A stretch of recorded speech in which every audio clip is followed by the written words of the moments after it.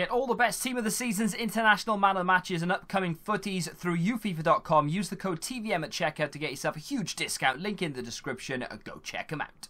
What is going on, guys? TVM here. Welcome back to the Samuel Eto'o 1-and-Up. If you are unaware of the rules at this stage, you very much need to go back and watch another episode. So in the last one, I made a bit of a mistake, but kind of it rectified itself more or less with the midfield situation. We'd replaced the Turkish centre mid, but EA had put him back there because it didn't save the squad properly, and we ended up scoring a dodgy penalty, which kind of made up for it in the end. If you haven't seen the previous episode, go check it out. So Eto'o's got 20 and 11, not too bad at all. As we move into our first game against this guy, he's got full Bundesliga. In form, Hernandez up front, Royce, Costa, Vidal, Muller, Lahm, Alaba, Boateng, Hummels, and I can't read the rest because I'm too quick in doing the transition. Okay, plays it into Eto'o here. Eto'o spins his man. He's bearing down on goal, and it's just gone wide of the post. That was actually my first sniff of the game.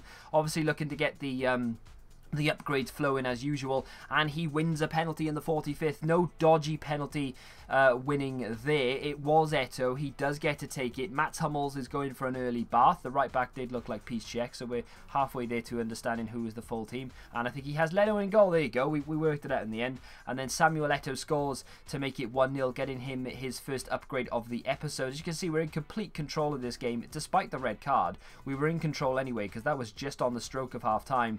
Didn't have enough time to kick a ball after that penalty was taken. In the second half, he came back into it, which is always the way that it is. Once your teammate, your opponent rather, gets a red card, he seems to be the one that can just dictate play, control everything, get in on goal, and make Nichols make a great save. Rebound from Alaba is put into the back of the net, but it was offside. Samuel Eto'o picks it up in the 90th, manages to go on what can only be described as a ridiculously impressive run, beats everybody, bears down on goal, and misses. Of course he does. Leno OP for sure. One upgrade then, and it's going to be the second centre-back. Housawi is going to come in there, the rare silver from Saudi Arabia. We're going to try something very ambitious soon, and I don't know how it's going to be taken, but bear with me. I know there is an informed bronze that needs to be switched out in there, and we will get to that. There's a reason why I'm leaving him there for a minute. So we come against this very impressive La Liga side here. Isco makes it 1-0 very early on, and Nichols makes a great save, and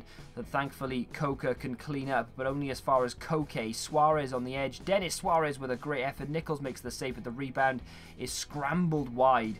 And we were under a lot of pressure in this game. I didn't have that many chances to get forward with Eto'o. The one chance that I did have, I squandered, knocked it over the bar, and not even remotely close to the goal. 42 minutes just before the break this time. I go for goal again there, and Keylor Navas makes a great save. We're into the second half, and this is where we start to fall apart, really. Isco cracks one great save from our goalkeeper, who's actually kept us in... never mind. No, he's kept us in the game a lot. Not just today, but in general. He's actually a really good goalkeeper. Never mind.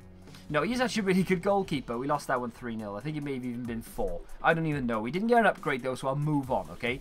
Tevez up front. Di Maria, Dybala, Pereira, the front four. Always dangerous. Not that I'm a massive fan of Pereira, but he can definitely do a job in there.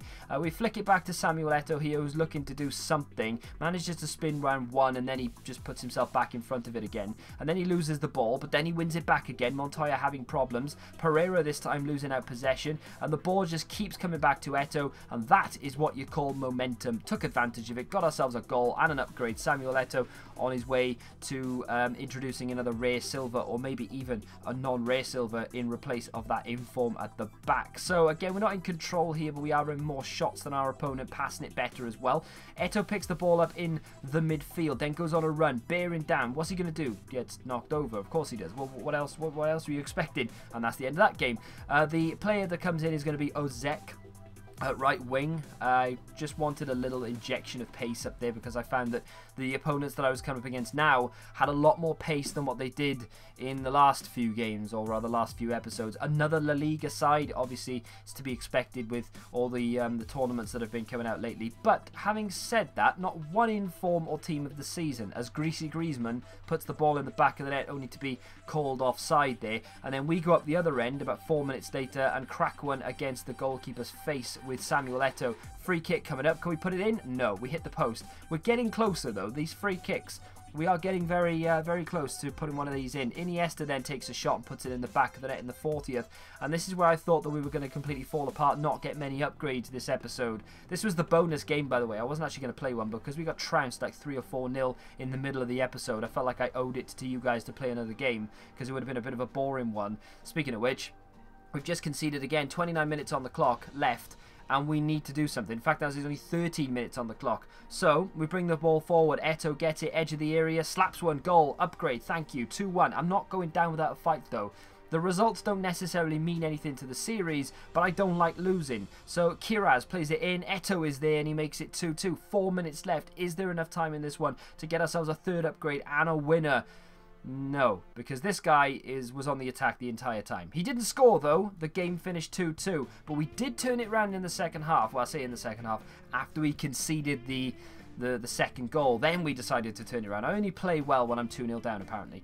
So it's time to say goodbye to Massinho. We're going to bring in more non-rare Leicester centre-back, which this is the start of the transition. I wanted to get a different league in there, so I was kind of hoping I would get 3 or 4 upgrades in one, but it's not going to happen, so I've decided to do it this way. So Manone comes in instead of our goalkeeper, who's actually done very well. I'm going to be sad to see him go. Manone comes in. This is the Italian link. We are going to go into Serie A on that left-hand side. I've had a look at the Premier League options for centre mids, centre backs and left backs. Left back options for informs not looking great. Centre backs are okay but not amazing. The midfield, obviously, we've got a lot of choices there for Premier League. But what I've decided to do is go into Serie A. So Manone is the first cog. Then we're going to try and upgrade the rest of them into Serie A on that left. We're going to stick to the Saudi Arabian League on the right, and then we're going to do the Turkish sort of diamond prong going forward. Okay, that's pretty much where we're going with this. We're going to see exactly how it pans out in the next episode. I've decided to cut down on the amount that I'm uploading the 1-and-up purely because the views started to dip. I think it was because we were just doing it daily and people maybe started getting bored or they were backlogged and couldn't be bothered. So I've given people a chance to catch up, which I believe they've done so. So now we're going to be doing maybe every other or maybe every few days. But we will get through it. We're not too far from the end, to be fair. As soon as we get into the gold stage, things should start to flow even better. If you've enjoyed this episode of the Samuel Eto'o 1-and-up, you know what to do. Smack that like button, subscribe to the channel if you haven't done so. Thank you very much for watching and the support as always. Till the next time, goodbye.